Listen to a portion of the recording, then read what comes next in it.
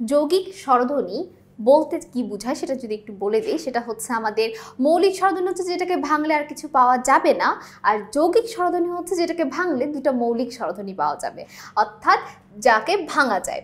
তো আমাদের বাংলায় যৌগিক স্বরধ্বনি হচ্ছে দুটি, ওই এবং ও, যেটা আমরা সামনেই পেয়ে যাব অনেকবার।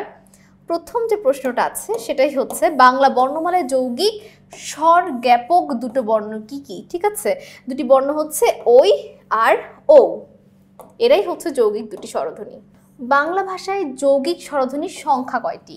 টোটাল যৌগিক স্বরধ্বনি কয়টি আছে সেটা কথা বলা হয়েছে। টোটাল যৌগিক স্বরধ্বনি হচ্ছে 25টি। যৌগিক স্বরধ্বনি কোন দুটি? ঠিক আছে, আমাদের যৌগিক এখানে স্বরধ্বনি হিসেবে কোন দুটাকে আমরা বইয়ে পেয়েছি সেটা কথা বলা হচ্ছে, বা স্বরবর্ণ হিসেবে, অর্থাৎ এটাকে কিন্তু দ্বিস্বর বলে। এই দুইটাকে কিন্তু একই সাথে কি বলে? দ্বিস্বর বলে, কারণ দুইটা স্বর দিয়ে যুক্ত হয়। তো ওইকে ভাঙলে আমরা পাই স্বরে ও যোগ রস্বই, আর ওকে ভাঙলে পাই স্বরে ও যোগ রস্যু। ঠিক আছে, বাংলা ভাষায় কয়টি যৌগিক স্বরধ্বনি আছে? আমরা জানি 25টি আছে টোটাল, কিন্তু আমাদের 25টি স্বরধ্বনি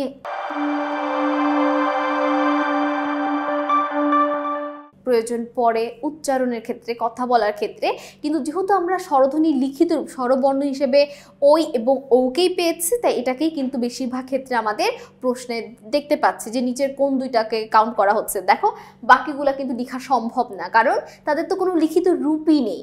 আমরা জানি ধ্বনি হচ্ছে উচ্চারণ এবং বর্ণ হচ্ছে তার লিখিত রূপ, দুটো তো সেমই।